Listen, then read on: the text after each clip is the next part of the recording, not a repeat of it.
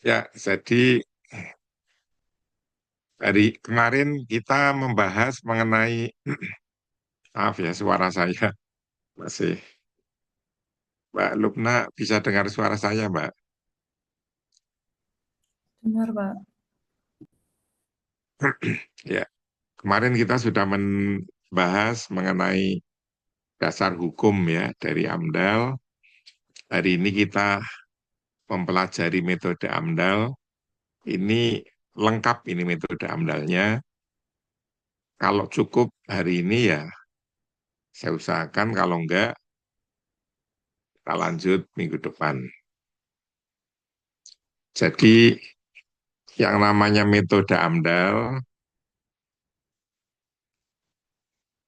kemarin sudah saya sampaikan kuliah sebelumnya, yaitu karena AMDAL terdiri dari 3 dokumen, kemarin sudah saya sampaikan, itu kerangka acuan AMDAL ya.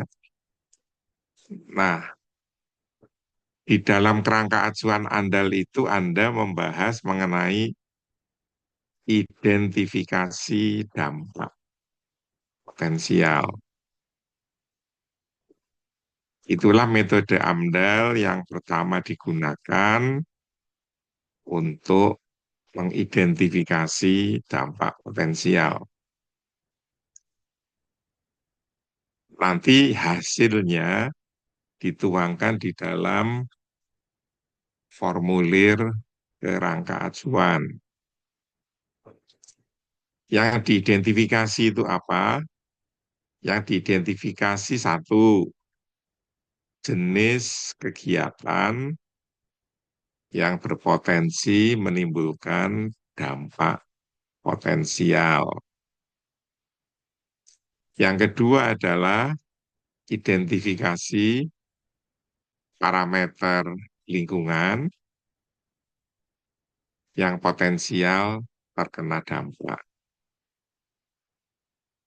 Hasilnya dituangkan dalam bentuk matrik ya, namanya adalah matrik dampak potensial. Kemudian langkah berikutnya adalah melakukan evaluasi dampak potensial sampai diperoleh dampak penting hipotetik. Jadi inti dari rangka acuan adalah menentukan dampak penting hipotetik. Kemudian setiap dampak penting hipotetik diberi metode studi. Kalau selesai rangka acuan. Nah, dokumen yang kedua yang namanya ANDAL, analisis dampak lingkungan, itu memuat 2 metode. Satu metode perakiraan dampak penting. Yang kedua metode evaluasi secara holistik.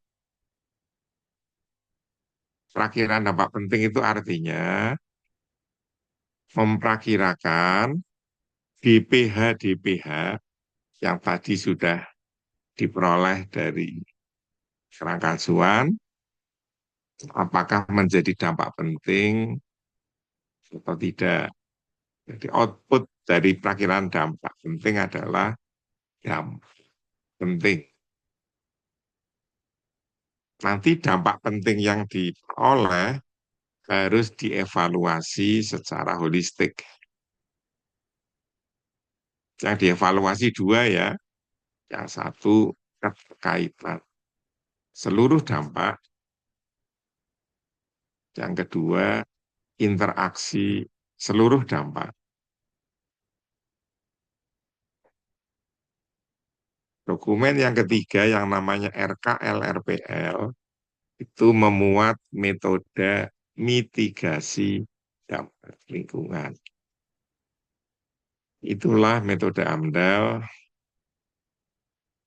yang akan saya sampaikan.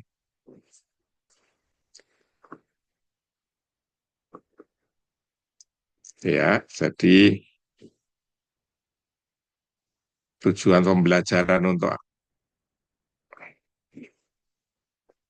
Mahasiswa adalah memahami prinsip dasar, ya sering disebut dengan nama IPEM ya, IPEM, identifikasi, perakiraan, evaluasi, dan mitigasi dampak lingkungan. Itu kompetensi dasar AMDAL.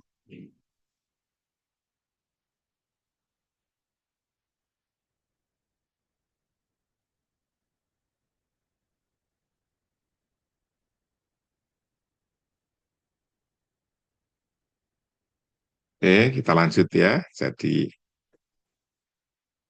ada 4 metode yang identifikasi itu ada di Prakajuan, perakiraan dan evaluasi itu ada di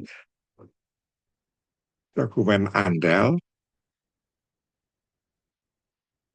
yang mitigasi itu ada di RKL, RPL, digunakan untuk menyusun RKL, RPL.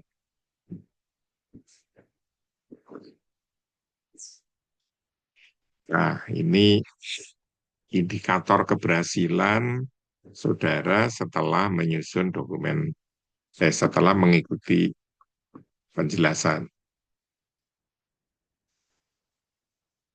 yaitu Anda dapat menjelaskan apa yang dimaksud dengan dampak lingkungan.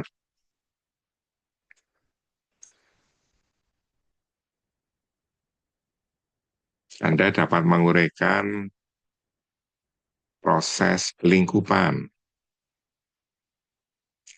Jadi yang pertama dampak lingkungan itu adalah dampak suatu kegiatan terhadap pengaruh ya, pengaruh suatu kegiatan terhadap lingkungan hidup, itu namanya dampak.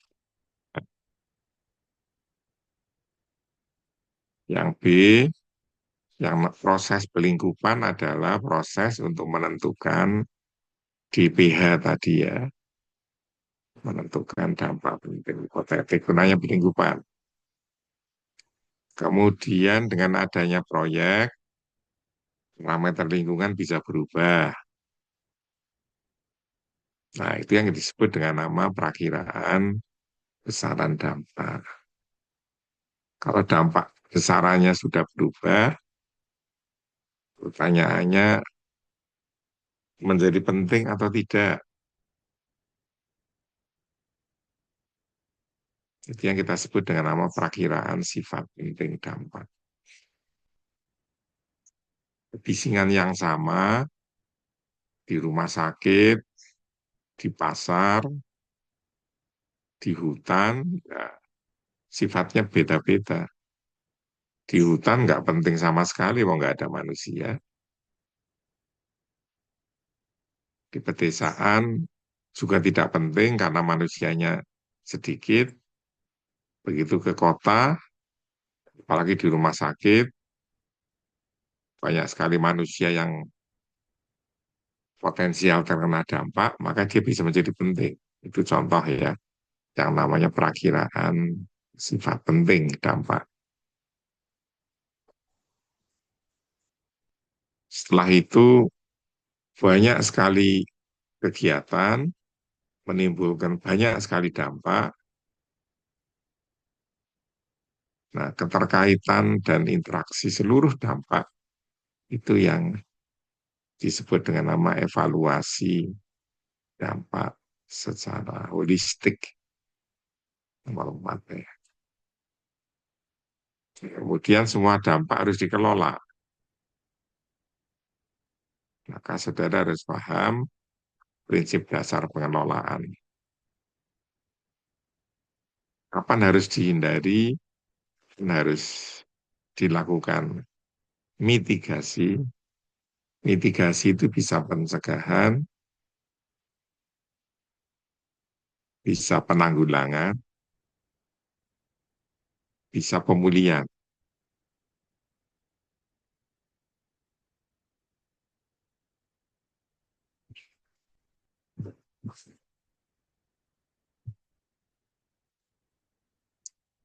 Oke, kita lihat.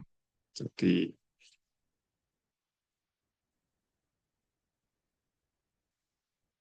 ada 4 sub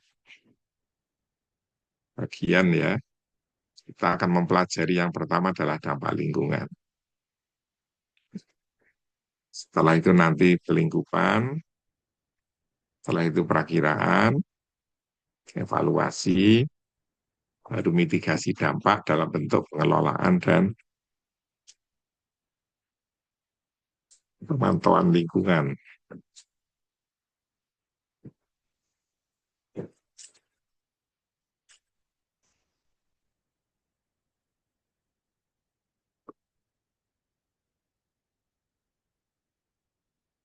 Oke, kita mulai dari konsep dasar AMDAL.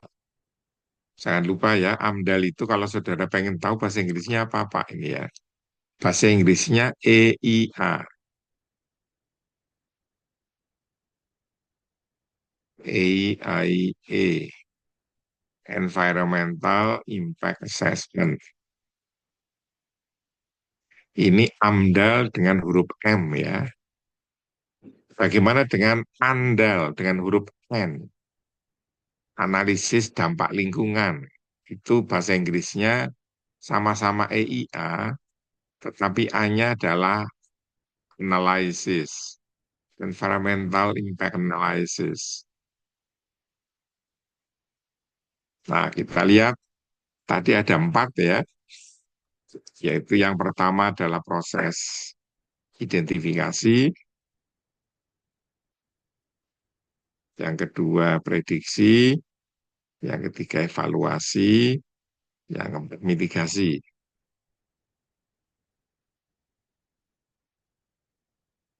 Untuk apa Anda menyusun AMDAL? Kemarin sudah saya sampaikan ya, untuk dasar pengambilan keputusan.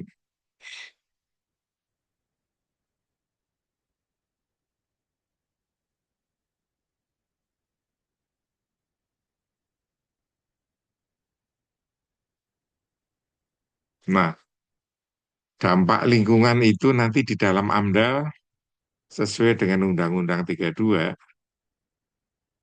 2009 atau PP 22 2021 itu ada 4 komponen lingkungan yang potensial terkena dampak. Jadi ditanya komponen lingkungan itu apa saja? Ada 4 ya. Satu, komponen geofisik kimia. Geofisik kimia. Yang kedua, komponen biologi. Yang ketiga, sosial. Yang keempat, kesehatan masyarakat. Oke, kita lanjut. Jadi ada 4 ya komponen lingkungannya. Sementara sumber dampak dari rencana kegiatan itu tahapannya ada 4 ya. Satu tahap pra konstruksi, dua tahap konstruksi, tiga tahap operasi,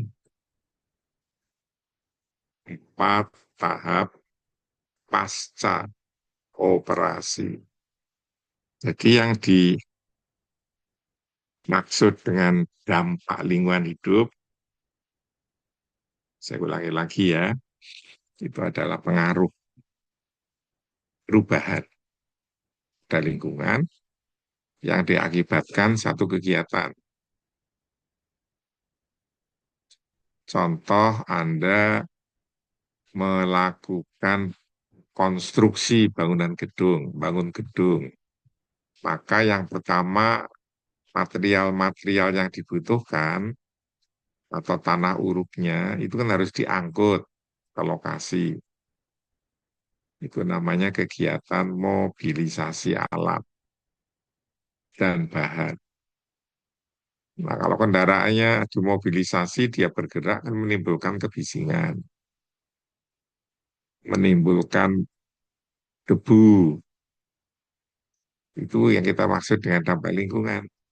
peningkatan debu, penurunan kualitas udara, peningkatan bising, peningkatan getaran. Itu adalah komponen lingkungan yang terkena dampak atau pengaruh dari kegiatan. Pengaruhnya dalam bentuk apa? Dalam bentuk perubahan nilai parameter lingkungan. Bising semula 50 desibel. Begitu ada peralatan dimobilisasi, meningkat jadi 60 desibel. Itulah perubahan besaran. Ya. Dari 50 menjadi 60.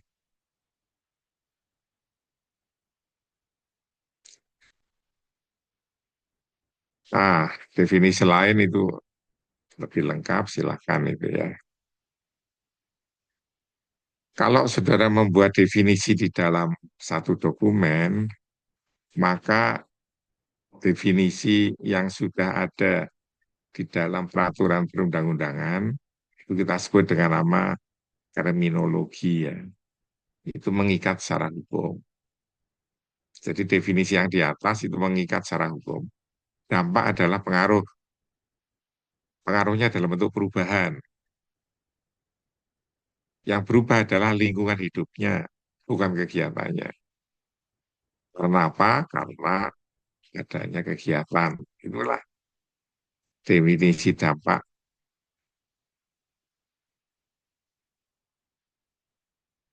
dasar peraturan perundang-undangan.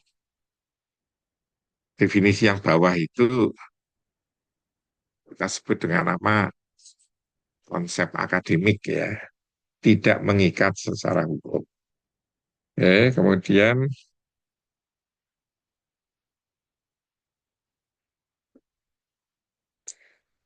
kita lanjut.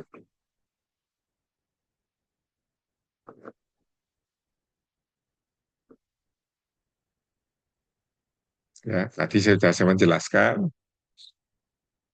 komponen lingkungan itu ada empat ya. Yang pertama komponen geofisik kimia, sering dikenal dengan nama abiotik.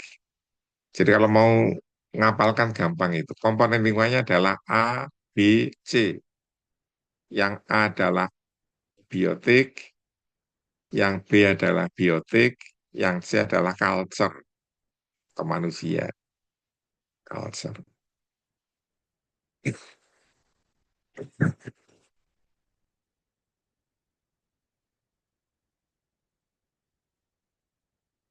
Jadi yang namanya geofisik kimia itu unsur yang tidak hidup ya. Bisa kualitas udara,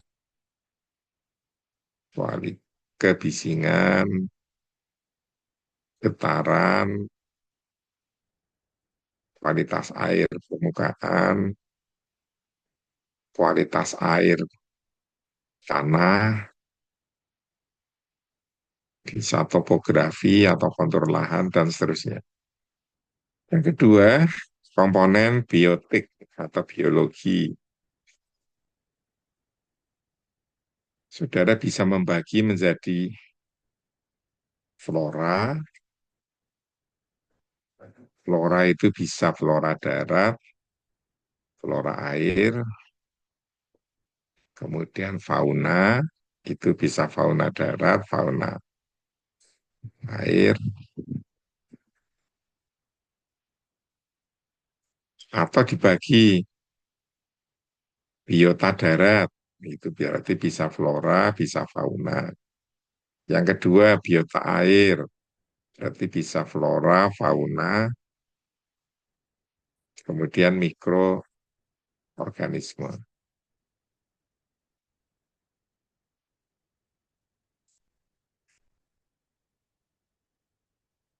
Untuk komponen yang ketiga, itu ada dua ya, yang satu sosial, ekonomi budaya, satunya lagi adalah kesehatan masyarakat.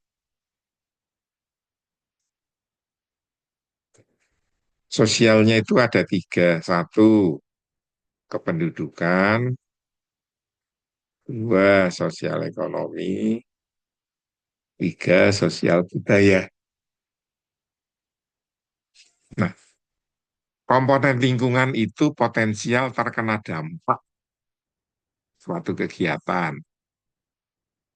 Nah, kegiatan itu dibagi menjadi 4 tahap ya. Tadi sudah saya jelaskan. Nah, konstruksi, operasi, dan satunya pasca operasi. Jadi dampak itu bisa menyebabkan peningkatan kualitas lingkungan, penurunan kualitas lingkungan, perubahan parameter lingkungan, timbulan sampah dan limbah ya terhadap 4 aspek. Ada pertanyaan, Mas Ahri? Dari saya belum ada, Pak. Oke, Mas Khairul, ada pertanyaan? Dari saya belum. Belum. Mbak Lubna, ada pertanyaan? Dari saya cukup, Pak. Ya, Mbak Novi, sebelum saya lanjut, ada pertanyaan? Belum ada, Pak. Mas Ida Bagus, Belum ada, Pak. Mas Rasid, Belum ada, Pak. Mas Helmi, ada pertanyaan? Belum ada, Pak. Tobi, Belum ada juga, Pak. Mas Andrian, belum ada pertanyaan juga? Belum, Pak. Mbak Silvi, Belum ada, Pak. yang tidak masuk satu orang siapa ya, Mas Ahri? Mas Ardi, Pak. Ardi siapa? Adri, ada Andreasnya sih, Pak Andreasnya. Bukan, Yudi Ardi, Mbak. Oh iya, Mas, dia Ardi. Ini siapa? Yang minggu lalu kuliah dengan saya salah terus itu siapa? Iya, iya beliau, Pak. Siapa? Mas Ardi. Iya Oh ya beliau. Mas Ardi, Ardi itu yang nggak masuk hari ini. Iya beliau ada ibadah, Pak. Oh ibadah, loh hari Sabtu kan biasanya ibadahnya Minggu. Saya kurang confuse sejauh ini, Pak. Oke, kita lanjut ya. Jadi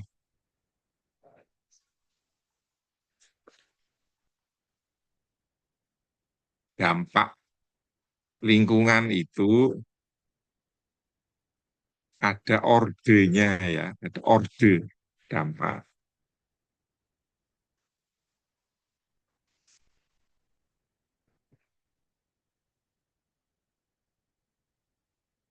Yang pertama namanya dampak primer.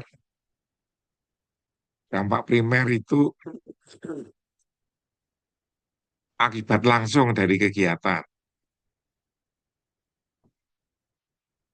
Contoh ya, misalkan ada pembangkit listrik beroperasi, maka menjadi panas itu.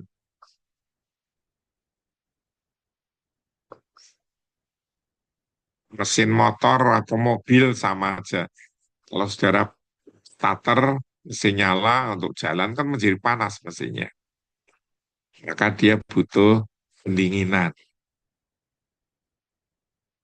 Kalau motor mobil, pendinginannya langsung pakai radiator, panasnya dibuang ke udara. Nah, berarti suhu udara meningkat. Itu dampak primer itu. Dampak primer, perubahan kualitas udara. Debunya juga akan meningkat. Kebisingannya juga akan meningkat. Itu dampak primer itu. Makin banyak motor, makin tinggi debu, makin tinggi suhu, maka bisa mempengaruhi kesehatan. Itu dampak sekunder itu. Namanya dampak lanjutan ya. Karena debunya banyak, maka bisa sesak napas, bisa ISPA, itu dampak sekunder. Karena saudara sakit, maka tidak bisa kerja. Karena nggak bisa kerja berarti nggak dapat duit. Maka terjadi penurunan tingkat pendapatan. Itu dampak tersier. Karena pendapatannya menurun, maka saudara menjadi trauma. Itu dampak lanjutannya. Saudara punya persepsi jelek terhadap kegiatan pabrik atau pembangkit atau transportasi yang menyebabkan dampak. Maka Anda bisa bersikap menolak atau menerima. Nah, itu yang namanya persepsi dan sikap masyarakat. Jadi bisa digambarkan ya, orde dampaknya primer, sekunder, tersier, kuartener yang keempat, dan seterusnya. Nah, yang namanya dampak itu ada yang disebut dengan dampak sisa. Saudara sudah melakukan pengelolaan sesuai RKL, tapi dampaknya tetap muncul. Itu namanya dampak sisa. Kemudian ada lagi yang namanya dampak bangkitan. Jadi dampak bangkitan misalkan ya, ada satu kawasan masih berupa hutan. Kan berarti sepi, tidak ada manusia, masih alami. Tiba-tiba dibangun pabrik di situ. Karena dibangun pabrik, maka butuh karyawan banyak. Karyawan-karyawan itu memerlukan ruang untuk hunian, untuk rumah. Maka berkembang perumahan. Anda memerlukan mobilisasi kayak kendaraan. Maka muncullah transportasi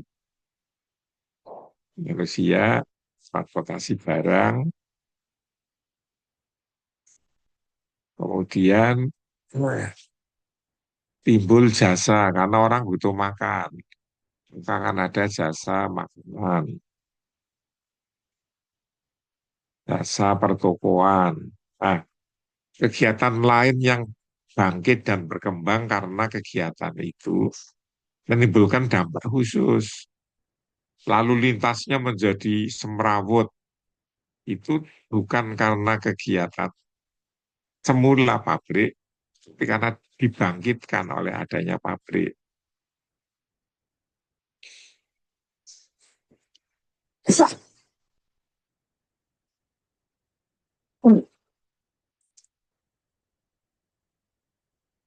Itu yang kita sebut dengan nama dampak bangkitan.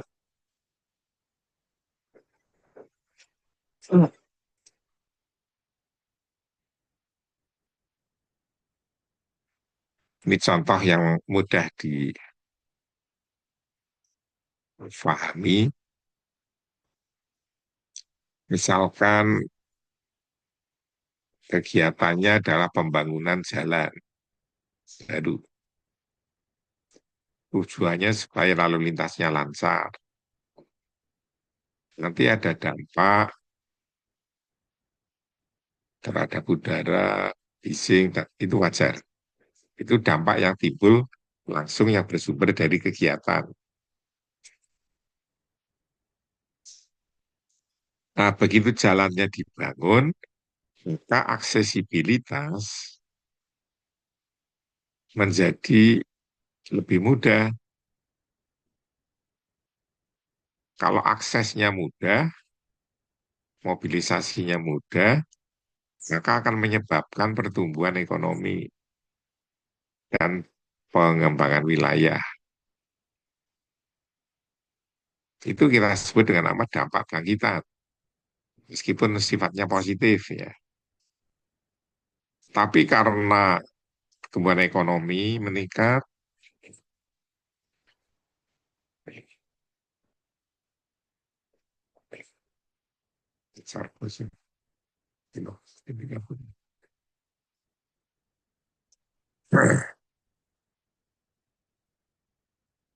pengembangan wilayahnya pesat, maka permukiman butuh pembukaan lahan. Kalau lahan dibuka, berarti tidak ada vegetasi penutup. Kalau ada hujan, airnya melimpas, timbul genangan, banjir, terjadi kemacetan. Nah, itu contoh dampak bangkitan yang sifatnya negatif.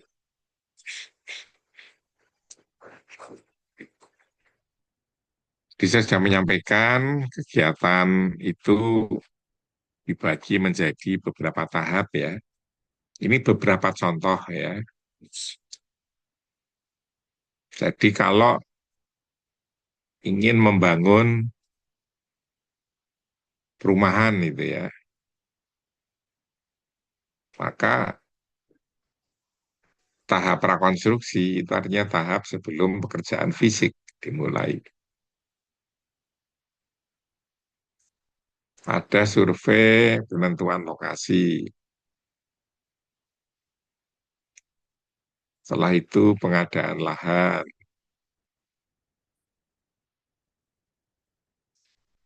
Terus pemindahan penduduk.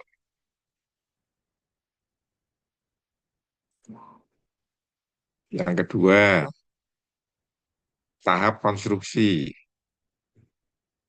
yaitu tahap fisik. Pembangunan, bisa pembangunan bangunan gedung, pembangunan jalan, IPAL, dan seterusnya ya. Itu memerlukan peralatan, memerlukan material, maka ada kegiatan mobilisasi.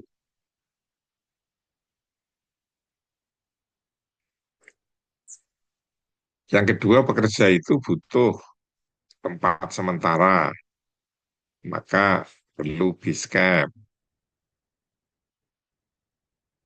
atau barak kerja, dan seterusnya. Last sore kemarin, kuliah minggu lalu, itu Mas Ari sore apa pagi, Mas? Saya sore, Pak. Oke, kemarin sudah saya bagi ya. Kamu dapat kegiatan apa kemarin? Saya penyusun, Pak. Bukan, itu kan untuk yang Amdalnet. Yang tugas waktu membuat pelingkupan, penapisan, Oh, saya bagian PLTU Batubara, Pak. PLT batubara. Tolong dicatatkan, Mas. Sehari PLTU batubara ya. Iya, Pak. Terus, Ida Bagus, Oh, apa? bentar Pak. Penambahan Hah? batu bara. Masa nggak hafal?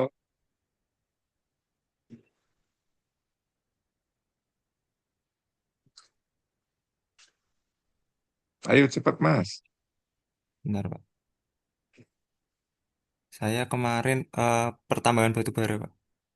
Oke. Khairul, Permisi Pak, untuk yang kelas 5 kemarin belum ada penugasan ini Pak. oke. Berarti Khairul penugasannya adalah, coba saya tanya dulu, pembangunan PLTU siapa? Saya, Mas Sore? saya, Oh, Pak. kamu sudah ya. Oke, kalau itu namanya pembangkitan ya, Mas Ahri. Oh, iya, Berarti Pak. Khairul transmisinya. Bisa SUTET, bisa SUTT, transmisi listrik.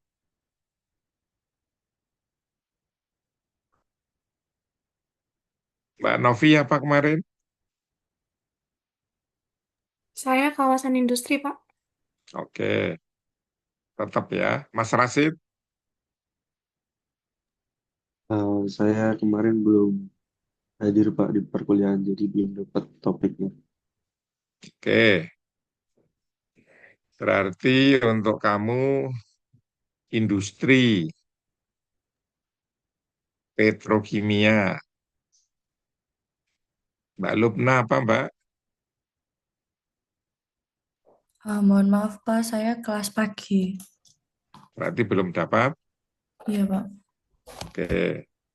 Berarti Mbak Lubna ke kelapa sawit dan pabrik minyak sawit. Mas Helmi, Sama Pak, saya kelas pagi juga. kelas pagi.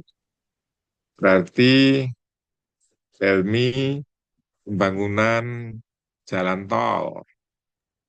Baik, Pak.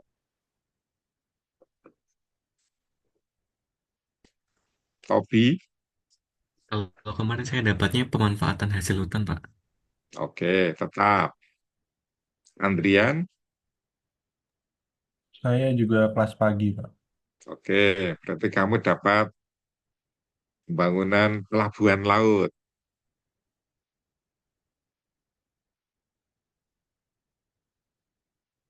Silvi apa kemarin? Kelas pagi Pak, jadi belum dapat. Belum dapat. Pembangunan bandara ya.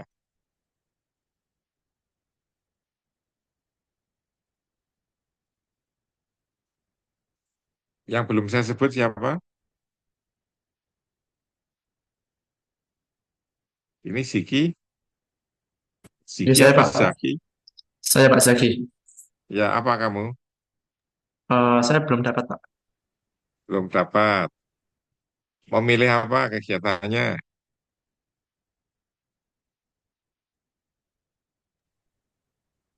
Em, Mungkin terminal seperti itu Pak atau bagaimana? Nah, terlalu mudah. Oh, Jangan. Tadi kan ada pelabuhan laut, ada bandara. Ini kamu terminal darat ya. Ya sudah, tidak apa-apa, Mas. oh Oke, siapa? Pak, kawasan apa? Tidak apa-apa, terminal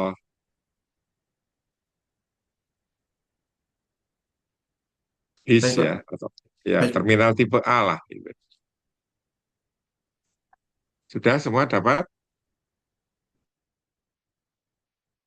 Mas Sahri, apal teman kamu? Dapatnya apa yang tidak masuk hari ini? Beliau sudah penugasan Pak rumah sakit. Oh, rumah sakit ya. Oke, Ya, tetap. Jadi saya ingatkan, nanti Mas Sahri beritahu teman-teman yang pagi ya. Nampaknya kelas pagi belum dapat penugasan. Kemarin yang saya minta pertama melakukan apa, Mas? Penapisan. penapisan kode KBLI-nya Pak. Oke. Ayo yang lain kelas pagi ya. Melakukan penapisan dan kode KBLI pakai permen LH nomor 4 tahun 2021.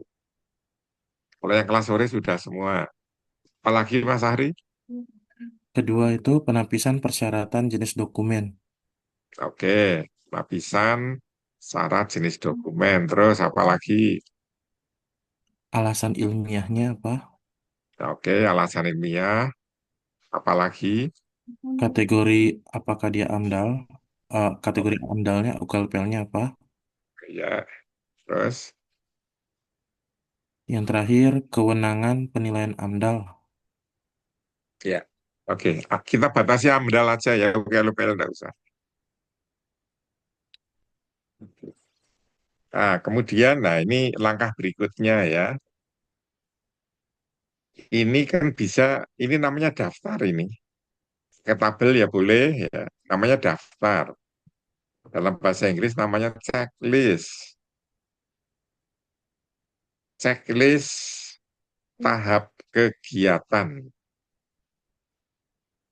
Maka langkah berikutnya Seluruh peserta sesuai dengan tadi ya, jenis kegiatan membuat checklist.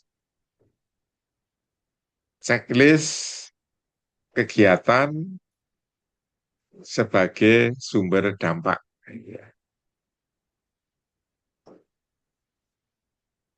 Nanti presentasi ya. Konstruksi apa saja, konstruksi apa saja. Kalau bingung tanya Mbah Google atau membaca dokumen lingkungan yang sesuai.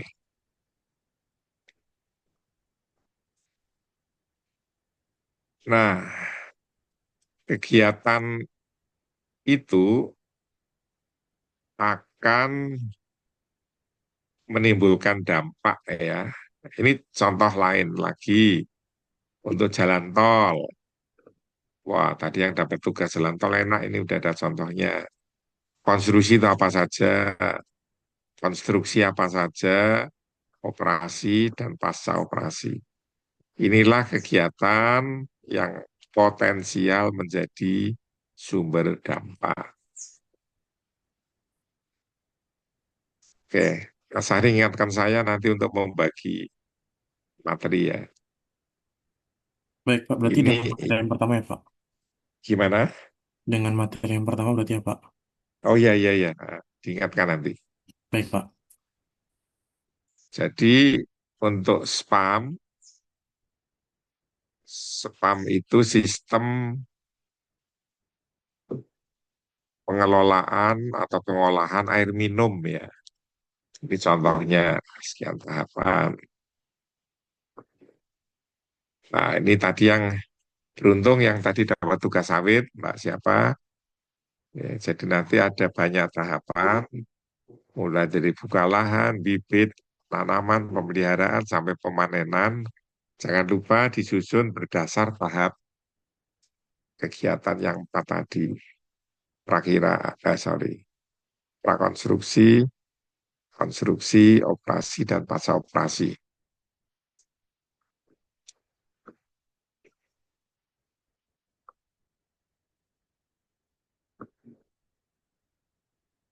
Nah, berikutnya yang kedua, menyusun checklist ya.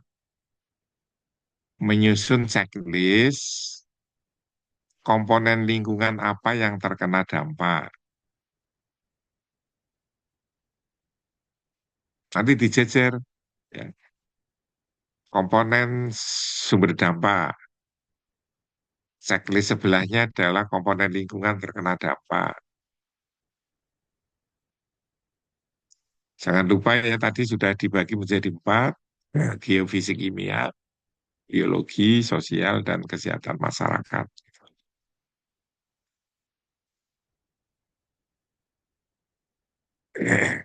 Kalau sudah mau nyusun keterkaitannya antara sumber kegiatan dengan komponen lingkungan, nah ini contohnya pakai bagan alir ya, kelihatan itu. Untuk komponen lingkungan tanah, oh begitu ada kegiatan pembukaan lahan, land clearing, maka yang semula ada pohon-pohon ditebangi semua, maka akan terjadi erosi. Kalau terjadi erosi, maka topsoil atau butir-butir tanah akan terangkut air, masuk ke sungai. Itu yang namanya peningkatan TSS, total suspended solid. Ini kan menyebabkan dia sungainya menjadi keruh. Nah, sungai yang keruh itu di lingkungan namanya adalah disebabkan antara lain karena terjadi sedimentasi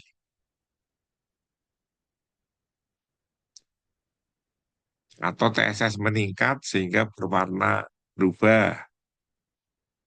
Itu akan menyebabkan gangguan biota, bisa plankton, bisa entos, bisa nekton.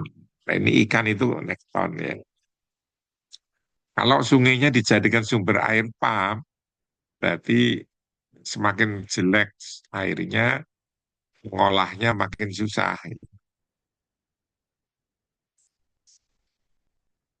Dan seterusnya. Ini contoh menyajikan dalam bentuk diagram alir.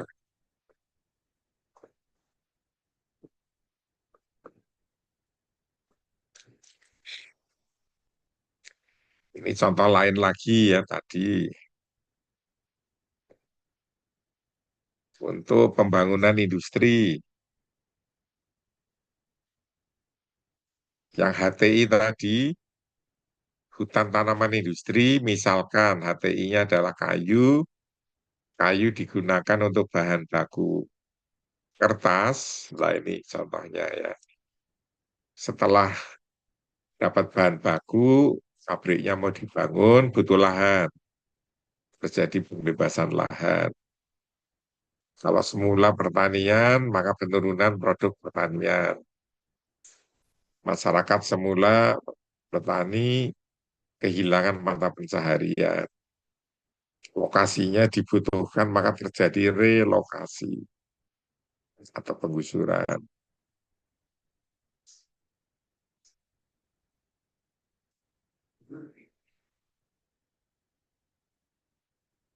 Oke ya, ini contoh bagan alir identifikasi data. Silakan sudah bebas bikin bagan alir ke bawah, boleh, vertikal, horizontal ke kanan, boleh. Kalau kamu orang Arab, biasa pakai tulisan Arab, berarti dari kanan ke kiri silahkan. Bagan alirnya bebas ya. Nah, ini contoh lagi yang lebih ruwet nih. Fasilitas pelayanan kesehatan. Ini komplit ini. Tahapnya, kegiatannya, dampak primernya, dampak sekundernya.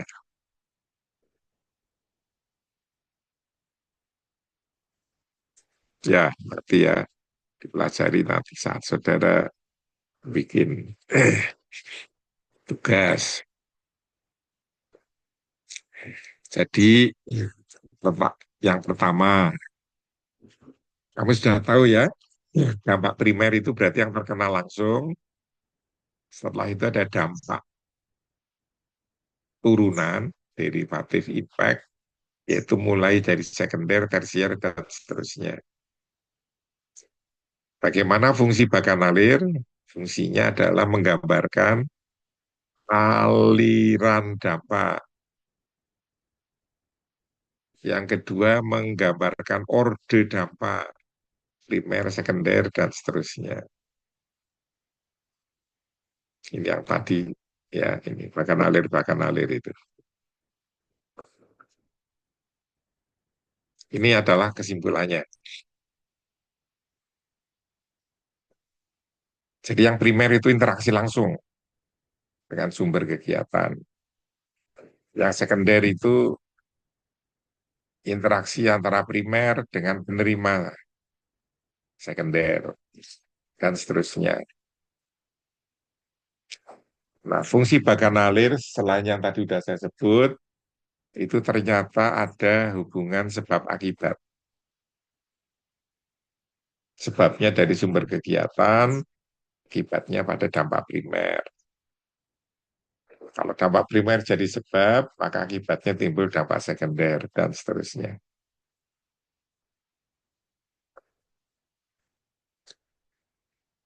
Ya, itu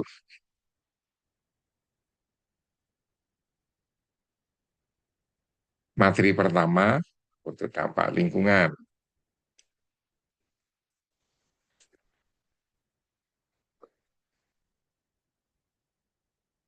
Sebelum pelingkupan,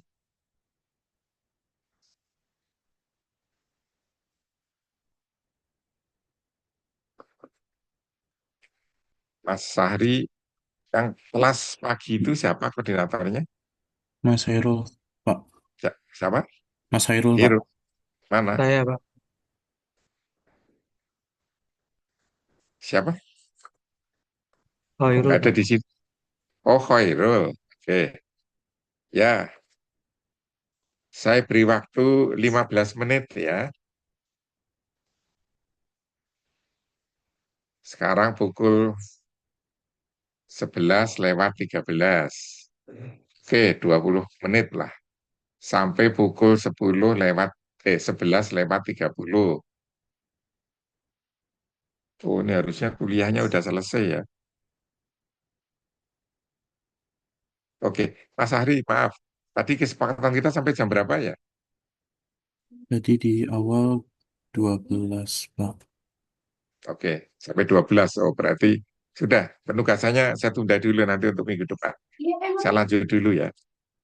Tapi nanti sudah di rumah bisa meneruskan ya. Bagi yang kelas pagi harus dimulai dari penapisan KBLI. Nanti Mas Ahri jelaskan ke teman-teman yang pagi ya. Kemudian setelah itu seluruh kelas tadi membuat checklist ya.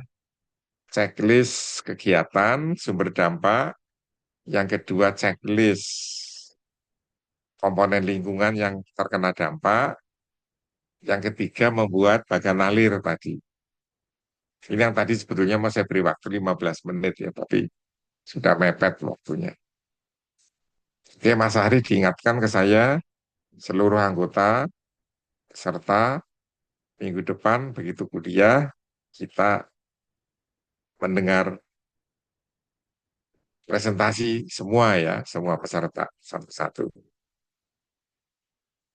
Presentasi checklist kegiatan, checklist lingkungan, yang ketiga bagan alir. Yang keempat tambah lagi yaitu membuat matrik interaksi ya, matrik interaksi. Jadi ada 4 yang besok dipresentasikan. Tapi kalau saudara sudah menyusun matrik, akan kelihatan nanti. Matrik itu kan interaksi antara kegiatan dengan lingkungan. Berarti kegiatannya ngambil tugas nomor 1, lingkungannya ngambil tugas nomor 2. Jadi yang penting bagi saudara sebetulnya hanya 2, bikin bagan alir dan bikin matrik interaksi. Itu ya Mas Ahri ya. Jadi Baik, saudara punya waktu mengerjakannya malah 2 minggu. Kalau ini tadi hanya 15 menit. 2 minggu, besok kita masuk ke presentasi masing-masing. Oke, berarti ini saya lanjutkan dulu. Sekarang yang kedua adalah pelingkupan. Bahasa Inggrisnya scoping. SCOP-ing. Scoping.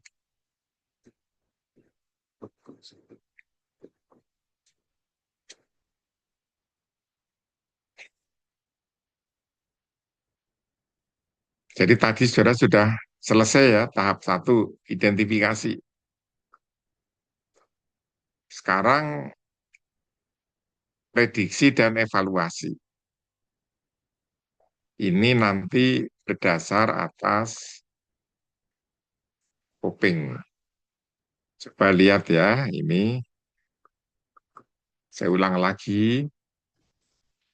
Jadi sebetulnya AMDAL adalah membahas interaksi atau keterkaitan antara kegiatan dengan lingkungan.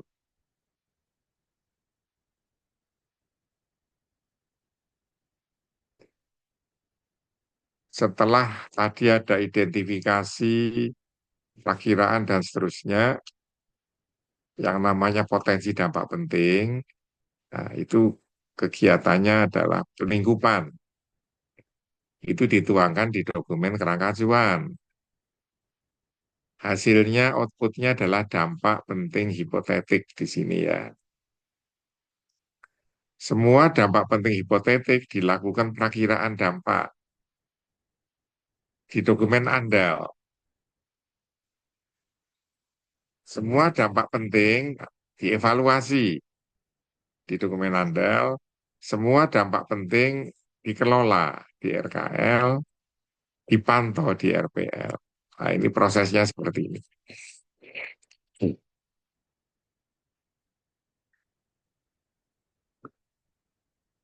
Oke, jadi lingkupan itu scoping atau focusing ya. Anda punya pemikiran, bisa membuat analisis, coba dipusatkan. Yang pertama, pemusatan Anda untuk sebetulnya kegiatan apa yang menimbulkan dampak. Tidak semua kegiatan. Jadi Anda melakukan pemusatan. Apa saja yang berpotensi menimbulkan dampak. Pemusatan yang kedua, parameter lingkungan. Apakah semua parameter lingkungan terkena dampak? Belum tentu. Anda harus memilih, memusatkan. Parameter apa yang berpotensi terkena dampak. Begitu yakin, maka interaksi itu dituangkan dalam bentuk DPH. Dampak penting hipotetik ya, atau main issue. Itulah pelingkupan. Jadi prinsip dasar pelingkupan adalah menentukan DPH. Menentukan dampak penting hipotetik. Kegiatan apa yang benar-benar berpotensi menjadi sumber dampak, parameter lingkungan apa yang benar-benar berpotensi terkena dampak.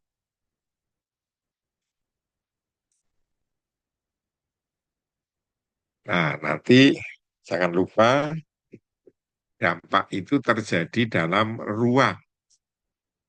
Maka saudara harus menetapkan batas wilayah studi. Dampak yang terjadi dalam ruang itu berlangsung pada waktu yang tertentu. Maka berikutnya Anda harus menetapkan batas waktu kajian. Batas waktu kajian. Ya, yang penting dua itu. Ya, otomatis nanti akan menentukan kedalaman studi dan seterusnya.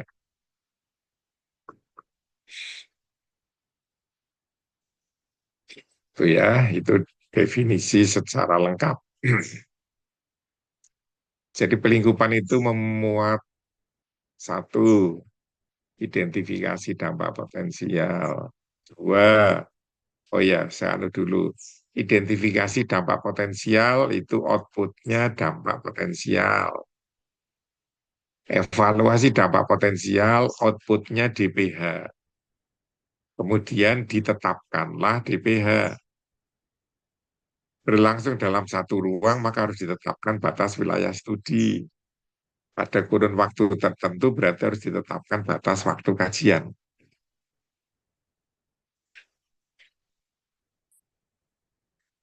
Tambahan untuk saudara, batas wilayah studi itu ditentukan atau dibentuk oleh 4 batas.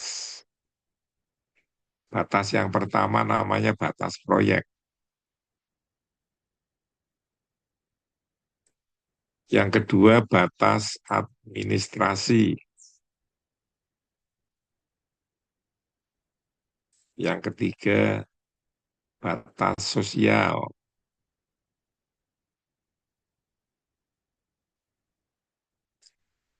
Yang keempat adalah batas ekologis. Ada 4 ya. Ya, itu nanti dijawab untuk tugas minggu depan ya. Mengapa perlu proses pelingkupan?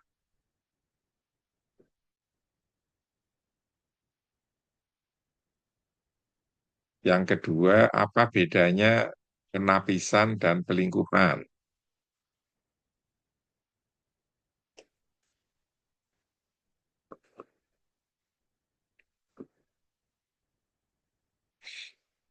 Ini jawabannya ya.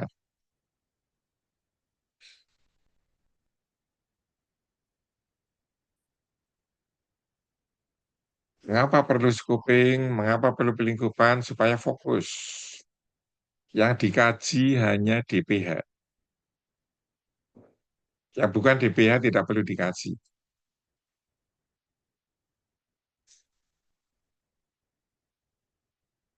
Bedanya apa penapisan dengan pelingkupan? Penapisan itu untuk menetapkan jenis dokumen. Yang kedua, kewenangan penilaian dokumen.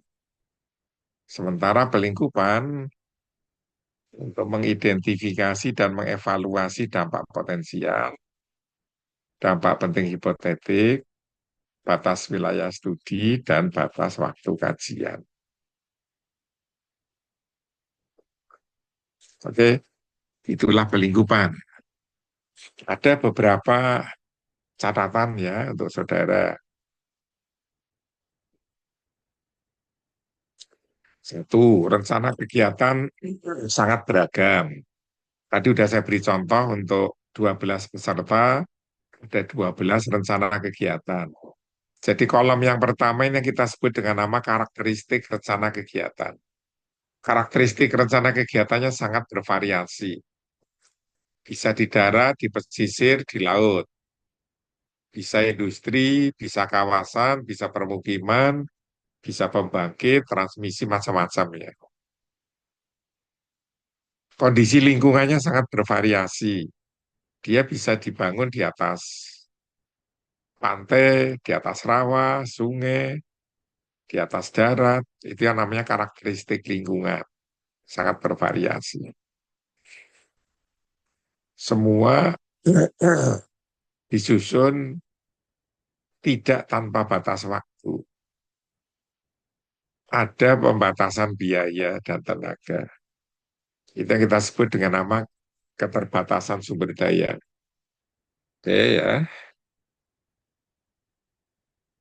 Jadi wilayah studi tadi sudah saya sebut ada 4 ya. Batas proyek, batas ekologis. Selamat siang, Bapak Ibu. Dari mana, Mbak? Ya, saya dengan Amira Bapak dari Bank Mandiri Cup Center. Misalkan sebentar saja boleh Bapak. Dapat dulu, Mbak. Ini untuk penawaran fasilitas kolak ya. Saya nggak berminat, Mbak. Saya nggak berminat. Tolong jangan nelpon saya lagi. Saya nggak butuh atas kredit dari Bapak, dari Ibu. Jangan nelpon lagi. Ganggu sekali, Mbak, tiap hari nelpon. Mohon maaf itu. Tiap hari nelpon. Baik ya, jadi ada 4 batas wilayah studi. Kemudian ada kedalaman studi, ya, metodenya apa, parameternya, jumlah sampel, tenaga ahli, dan seterusnya. Nah, untuk jangka waktu penyelesaian studi kemarin udah kita bahas. Kategori AMDAL-nya kalau A 180 hari, kalau kategori B 120 hari, kalau kategorinya C 60 hari.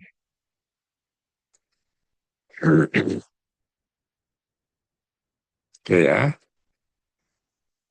Nah, lingkupan ini dituangkan dalam formulir kerangka acuan. Ini akan menjadi arahan untuk nyusun AMDAL.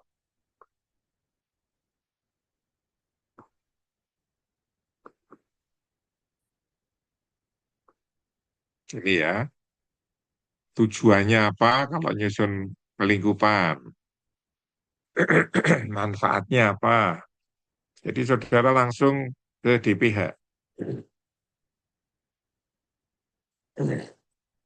Makin bagus pelingkupannya, makin cepat dokumen lingkungan dibuat, maka bisa menghindari terjadinya konflik dengan masyarakat terutama. Yang ketiga, Anda bisa lebih efektif dan efisien. Hemat biaya, hemat tenaga, hemat waktu. Dalam penyusunan AMDAL dan RKL RWA.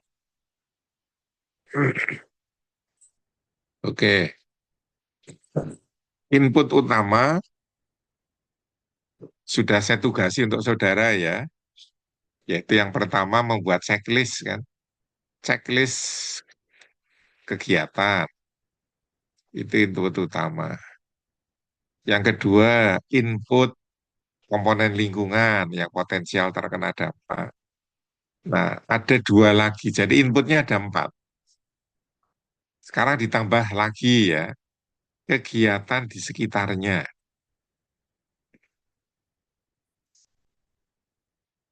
Ya, yang keempat, melibatkan masyarakat melalui konsultasi publik.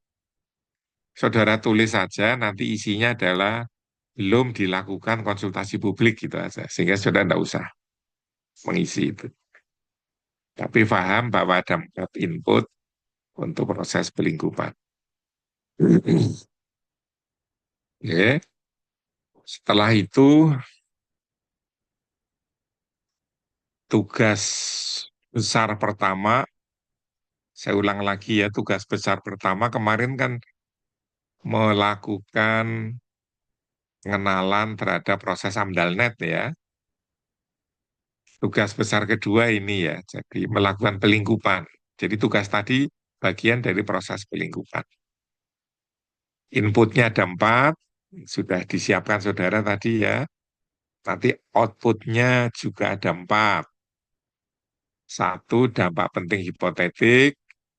Yang kedua, batas wilayah studi. Yang ketiga, batas waktu kajian. Yang keempat, metode studi. Metode studi. Saya menyarankan semua peserta sesuai dengan penugasan tadi. Contoh, Sahri tadi tugasnya apa ya? Pembangkit listrik tenaga uap bahan bakar Oke, batu bara. PLTU batubara. Contoh ya. Jadi nanti Sahri silakan searching atau masuk ke Google ya. Mencari informasi atau langsung saja mendapatkan dokumen AMDAL-nya ya Mas. Cari AMDAL PLTU batubara itu ya. Nah, di sana ada semua inputnya apa saja, rencana kegiatannya ada di kerangka Juang. Ronanya ada, kegiatan lain ada, pelibatan masyarakatnya juga ada. Tinggal dipelajari, kemudian disalin. Outputnya juga ada itu. Dampak penting hipotetiknya apa saja, ada tabelnya. Batas wilayah studi, batas waktu kajian ada tabelnya. Metodenya juga ada tabelnya. Itu ya, semuanya, tidak hanya PLTU, seluruh. Bapak Ibu, saya minta searching, atau kalau punya akses ke Komisi Penilai AMDAL, atau ke Dinas Lingkungan, ya tinggal tanya. Itu ya. Ini dari 12 orang, ada enggak yang bekerja di Dinas Lingkungan Hidup? Enggak ada? Sepertinya tidak ada, Pak. Enggak ada. Ya sudah, berarti tanya ke Mbak Google aja ya.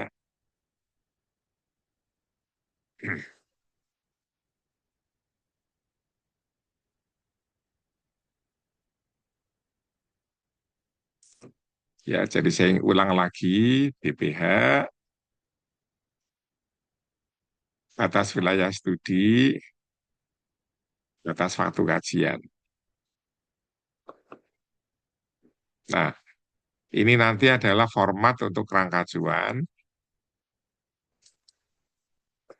Ya, minggu depan saya akan mulai masuk ke format kerangka acuan berdasar tugas saudara. Jadi nanti saudara presentasi dulu. Setelah itu baru saya jelaskan kerangka acuannya. Jadi tadi kan saudara melakukan pelingkupan ini, checklist kegiatan sumber dampak apa saja, kemudian komponen lingkungan yang terkena dampak apa saja, ditambah lagi sudah punya rencana pengelolaan atau belum, kemudian dituangkan di dampak potensial, dievaluasi dampak potensialnya, sampai diperoleh DPH, kemudian batas wilayah studinya, batas waktu kajian, jangan lupa semua DPH harus diberi metode studi. Jangan lupa bahwa kegiatan ini ada pemiliknya, ada penanggung jawabnya. Berarti harus ada nama. Ada yang menyusun, ini nggak perlu lah ya. Nah, yang D ini yang penting ini. Deskripsi kegiatan untuk menentukan pelingkupan. Lokasi juga harus pakai koordinat.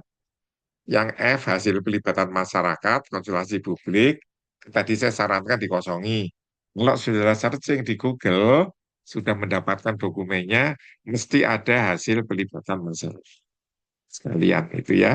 Jadi setelah sudah presentasi nanti bagaimana menaruh hasil presentasi saudara sesuai dengan format pengisian kerangka acuan. Ini informasi umum bab 1, lingkupan bab 2, metode studi bab 3.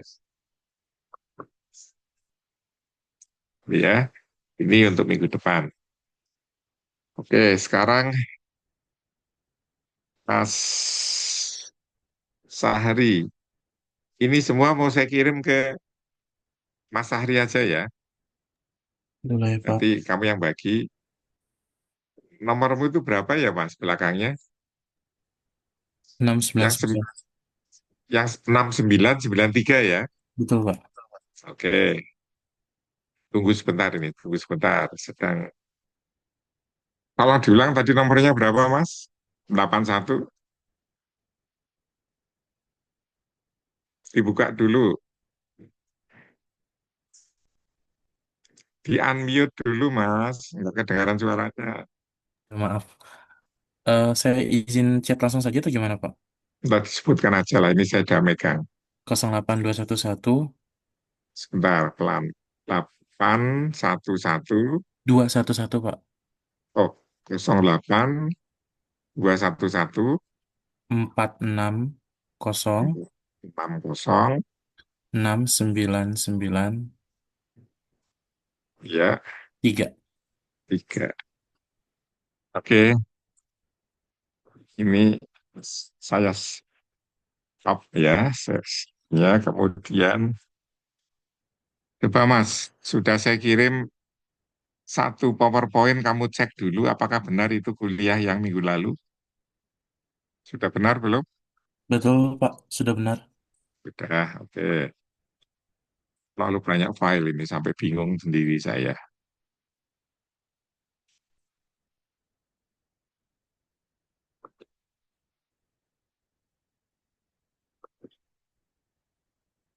Email, email. Coba dicek lagi Mas Ahri, apakah ini sama dengan yang baru aja saya sampaikan? Betul, Pak. Sudah. Betul? Oke, bentar satu lagi. Ya udah sementara dua dulu ya. Nanti kalau bisa saya kuliah, kamu langsung nagih ya, supaya enggak, ya kayak ini kemarin minggu lalu, saya lupa ngirim, kamu nggak nagih, yang sekarang udah clear ya, berarti minggu depan bahannya sudah ada ya.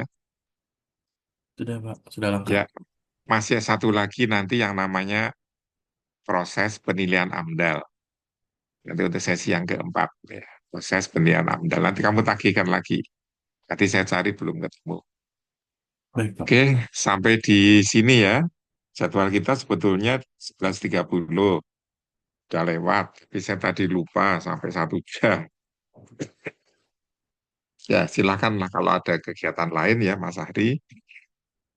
Jangan lupa kekurangan waktu nanti dikompensasi di rumah minggu depan sebelum kita mulai pembahasan lebih lanjut. Setiap peserta saya minta presentasi ya, singkat aja.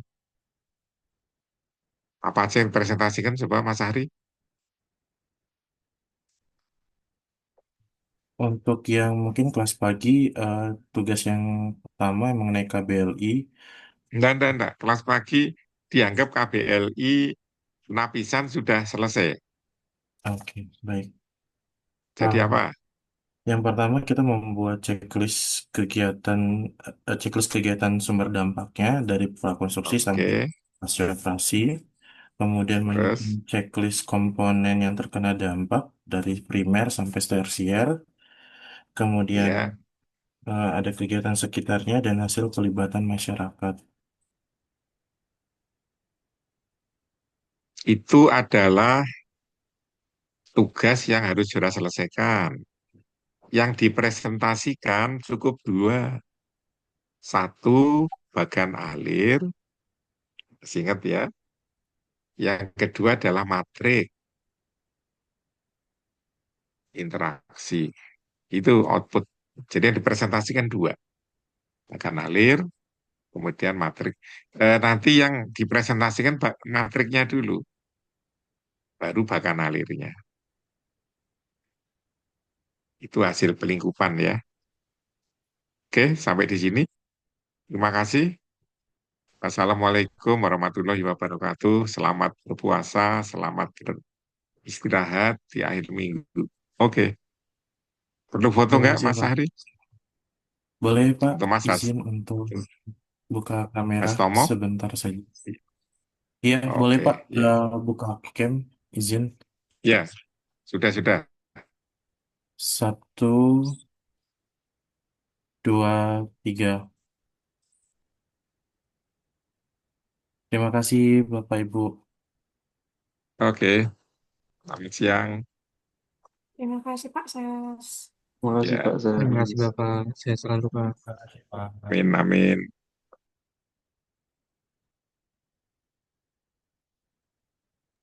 Mas jangan lupa disimpan Mas.